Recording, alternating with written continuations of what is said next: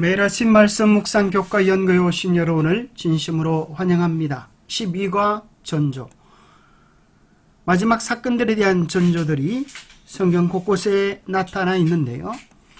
다니엘서 2장, 다니엘서 3장, 그것이 계시록 13장에서 나타날 일의 예고편이고, 또 우리는 초대교회 매 시대마다 당한 교회의 핍박을 바라보면서 마지막 시대에 짐승의 표가 무엇인지를 다시 한번 살펴보게 되겠습니다. 기억절, 하나님이 우리에게 주신 것은 두려워하는 마음이 아니요 오직 능력과 사랑과 절제하는 마음이니. 디모데후서 1장 7절. 토의할 질문, 성경 예언 해석의 다양한 방법들에는 어떤 것들이 있는가? 성경 속에 나타난 마지막 사건의 전조들은 어떤 것들이 있는가? 하나님의 인과 짐승의 표는 무엇인가?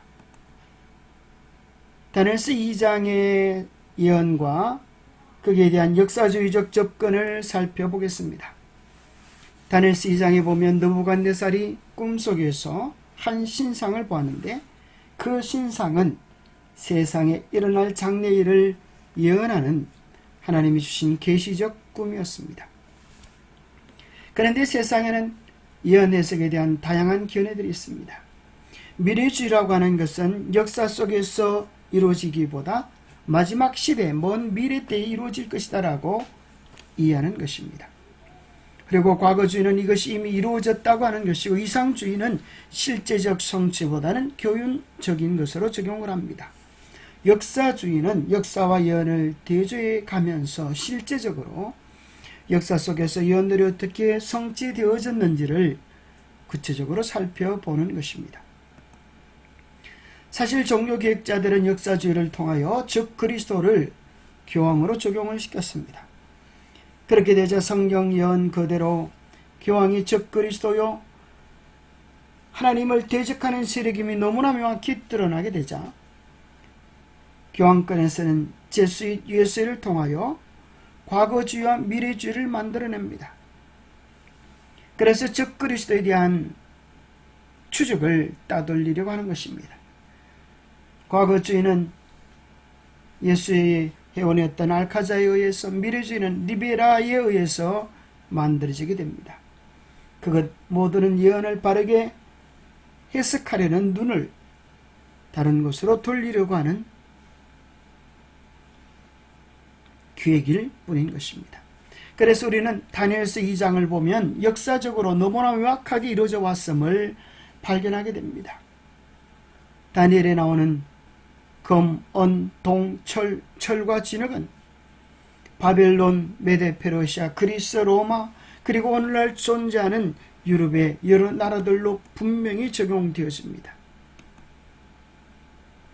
실질적으로 그러한 이들이 역사상에서 얼마나 분명히 이루어졌는지를 우리는 바벨론의 멸망을 통하여도 살펴볼 수 있습니다. 바벨론은 너무나 견고한 성이어서 난공불락의 성이어서 하나님의 예언도 무너질 수 없다고 자랑했을 것입니다. 그러나 이사야 44장 27절 28절에 보면 어떠한 방법으로 누구에 의하여 무너질지도 예언되어 있습니다. 그 무너뜨릴 왕의 이름은 페르시아의 고레스이고, 무너뜨리는 방법은 강물의 수로를 다른 곳으로 틀어버리는 것입니다. 그래서 강물들을 마르게 하리라라고 예언되어 있는 것입니다. 그리하여 기고만장했던 바벨론도 하루아침에 무너져버리고, 그 영광의 승리의 영광에 젖은 페르시아의 고레스는 원통형 기념비에 그 역사적 사건을 기록합니다. 나는 고레스 세계의 왕 위대한 왕 바벨론을 정복한 왕이다. 내가 바벨론의 개성 입성했을 때 나는 기쁨과 즐거움으로 나의 당당한 거처를 왕국으로 잡았다고 기록해 놓았습니다. 이러한 것이야말로 얼마나 역사적으로 다니엘서 예언들이 정확하게 이루어져 왔음을 우리에게 시사해 주는 것인지 모르겠습니다. 느부갓네살은 그 예언을 듣고 하나님께서 세상 역사를 주관하심을 인정하고 하나님의 계획에 무릎 꿇기보다 오히려 그는 그의 나라가 영원히 지속되기를 바라는 뜻에서 머리부터 발끝까지를 금신상으로 만들고 그 신상 앞에 누구든지 절하도록 했습니다. 절하지 아니하는 자는 누구든지 맹렬히 타는 풀물에 던져놓을 엄포를 놓는 것입니다. 모든 사람이 다 절을 하는데 다니엘의 세 친구가 그 역을 하고 다니엘의 세 친구를 풀무불 속에 던져놓는데 놀랍게도 그 속에서 함께 하시는 인자의 모습을 발견합니다. 그래서 오히려 자신의 권세, 자신의 야망을 펼치려고 했던 그 사건이 오히려 하나님께서 살아계시고 역사의 주관자임을 실증하는 사건이 되어버리고 만 것입니다. 우리는 다니엘서의 세 친구의 신앙들을 통하여서 하나님의 뜻을 저버리고 고집을 부리는 것은 우상 숭배와 다를 바 없음을 발견하게 되는 것입니다. 화요일날에 보면 우상 숭배의 재현, 바로 바빌론에 있었던 이러한 우상 숭배와 똑같은 일들이 마지막 때에 재현될 것인데, 그것이 요한계시록 13장에 나오는 하나님의 권세를 대항하여 나타나는 짐승에게 경배하고 그에게 경배하지 아니하는 자는 누구든지 매면을 못하게 하는 놀라운 일이, 마치 다니엘서 3장의 사건과 같은 일들이 마지막에 재현될 것을 이야기해 주고 있습니다. 그와 마찬가지로 어둠의 세력은 그 신상에게 절하게 하지만은 다니엘의 세 친구 같은 하나님의 신실한 백성들은 견고히 있어서 하나님의 계명과 예수의 믿음을 지키고 결국은 하나님의 도우심을 통하여 승리하고, 마치 느부갓네살이 어려 그 경험을 통하여 하나님의 위엄을 맛보았던 것처럼 하나님을 대적했던 짐승과 거짓 선자들이 잡혀서 유황불에 던져지는 것으로 성경 예언이 맞춰지는 것을 이야기해 주고 있습니다. 그러기에 우리는 우리의 충성을, 우리의 마음을 온전히 하나님께 바쳐야 합니다. 우상이란 무엇입니까? 꼭 신상을 향하여 무릎 꿇고 절하지 아니한다 할지라도 우리의 마음속에서 무엇인가를 최고로 여기고 즐기는 것을 우상이라고 말할 수 있습니다. 인간은 무엇을 향해 예배하며 살아갑니다. 쇼핑센터에서도 예배하며 TV 드라마 앞에서 스포츠 경기장에서, 그리고 정치 권력을 향해 예배합니다. 소비적 욕망에 빠진 인간은 상품을 예배합니다. 물씬 숭배에 끌려다니는 소비적 인간은 예배하는 인간이기도 합니다. 내가 좋아하는 모든 것, 내가 열망하는 모든 것은 예배의 대상이며 우리는 그것을 예배하고 있습니다라고 말하는 한 대학 교수의 가르침은 우리 마음에 깊이 새길 가치가 있습니다. 수요일 소재에 보면 하나님의 말씀대로 살았던 진리의 백성들이 초기 교회 때 수많은 핍박과 환난들을 받은 것을 발견하게 됩니다.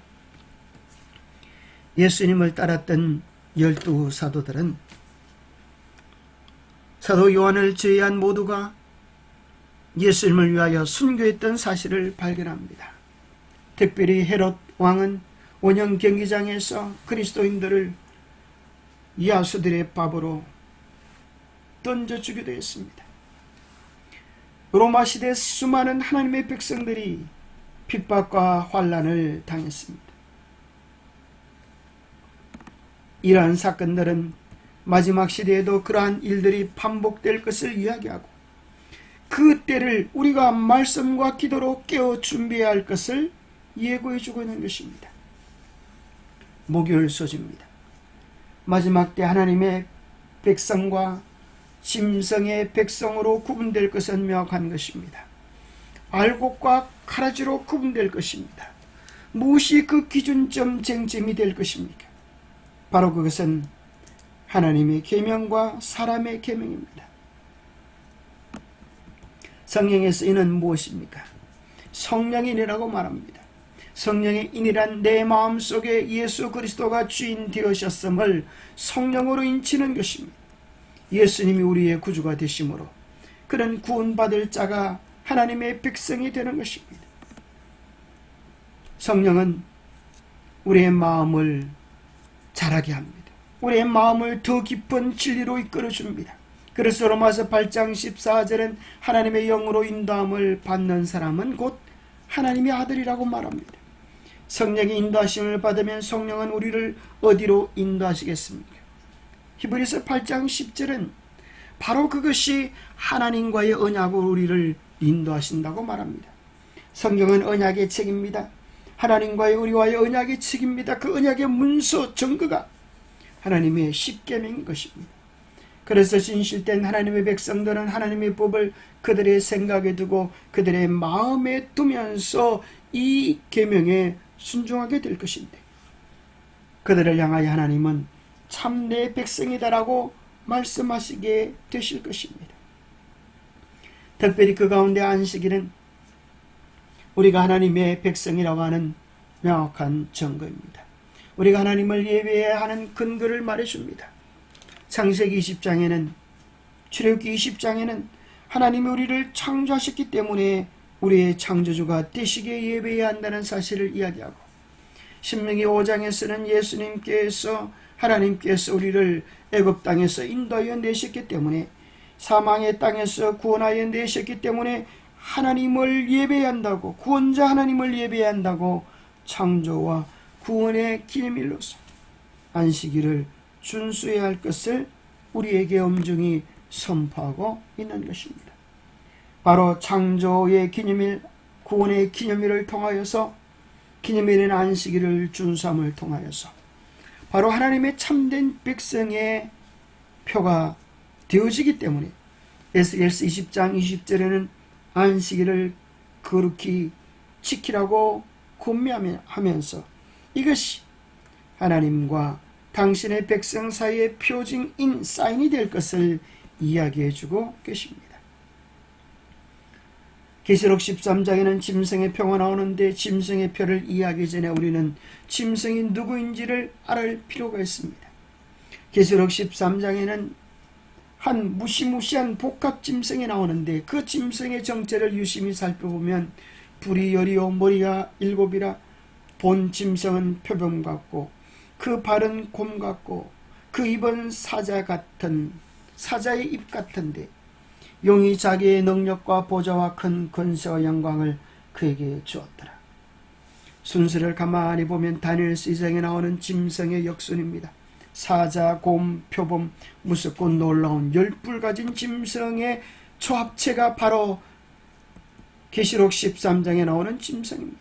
바벨론, 메데, 페르시아, 그리스, 로마, 그리고 그 정신을 이어서 나타난 로마 교황권, 이것이 마지막 시대 즉 그리스도의 세력이라고 성경은 명확히 이야기합니다. 그 작은 뿔은 하나님의 백성을 핍박할 뿐 아니라 하나님의 계명을 변경시키고 자기를 높여 하나님이라 칭하며 예배를 쟁탈합니다. 하나님은 분명히 돌비에다 십계명을 친수로 기록하여서 불변하다고 확정해 주시는데, 천주교회는 교황의 권위로 두 번째 계명 우상을 망들지 말라라고 하는 계명을 없애버렸습니다. 안식일을 기억히 지키라고 하는 것을 태양신 숭배일인 일요일로 변경시켜버리고 10번째 계명을 둘로 나누어 십계명을 만들었습니다. 이것이 천주교의 십계명입니다. 그리고 그들은 이야기하기를 안식일을 기억하여 거룩히 지키라, 이것이 성경이 가르칩니다. 그러나 로마 가톨릭 교회는 말하기를 아니다. 나의 신성한 군의로서 안식일을 폐하고 주일 중 첫째 날인 일요일을 거룩하게 지키라고 명하는 바이다. 교회의 전통은 성경보다 위에 있다고 그들은 선포합니다.